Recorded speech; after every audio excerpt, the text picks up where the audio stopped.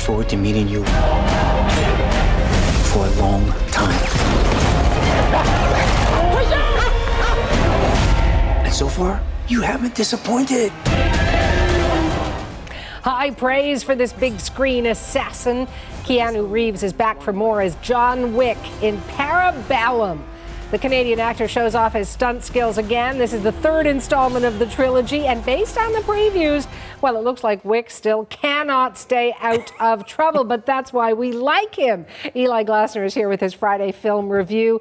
I mean, we've been watching Keanu Reeves forever. I feel like he's kind of grown up watching me, too. What strikes you about his career? I mean, there's the man in the memes, right? Like, all our images, all our versions of Keanu Reeves are almost bigger than his actual performances and himself. You can go, how far do you want to go back? Bill and Ted's Excellent Adventure, the era of, whoa, dude, right? Like, and when he started out then, and then to Matrix, like, I don't think anyone thought he was a particularly fabulous actor. He had this kind of blankness to him, but you can project what you want onto him. And I think what's interesting about Keanu is, like, it's Keanu being Keanu, right? And so that's how you get the memes, is like Keanu sitting sad on a bench. Sad Keanu. But that's Keanu just comfortable with himself, and then something about his image, it's so malleable, so we turn it into whatever we want. So he has this arresting presence, this integrity, and I think he's like the Mick Jagger of movies. There's no one like Keanu Reeves. He is singular, and as he gets older, I think he's even getting better.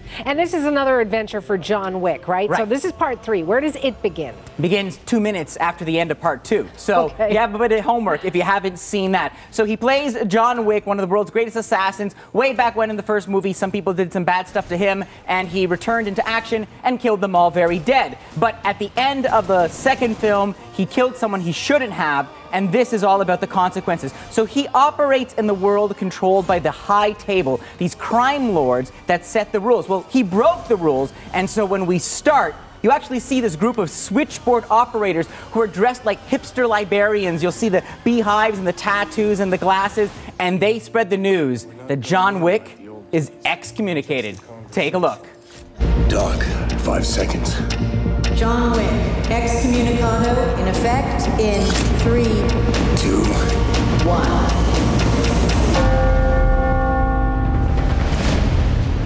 And away we go. The wonderful Ian McShane there. He's excellent. As Winston, the owner of the Continental, this kind of safe zone in the world of the high table. McShane can do with syllables what Keanu Reeves can do with swords, right? Just listening to him talk is a symphony. Just when he raises an eyebrow sometimes, that makes great movie film work. So we have Keanu Reeves, we have lots of guns, lots of bad guys. Anything different this time around? There are some new women in Mr. Wick's life. Let's start with Angelica Houston. Now, she plays a character named the Director. I don't know if she's Russian or just has an accent as thick as borscht, but like much things in this movie, you know, it's not exactly subtle, but it is fun. So here's her response when he asks for a favor. I can't help you, Jadani. The high table wants your life. How can you fight the wind? How can you smash the mountains? How can you bury the ocean? How can you bury the ocean, darling? There you go. But let's not forget Halle Berry. She's also in this, and she plays Sophia, who also has a past. And as you can see, not exactly thrilled. No one likes it when Wick comes to town, but here's what that looks like.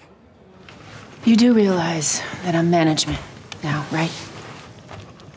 I'm not service anymore, John, so I don't go around shooting people in the head.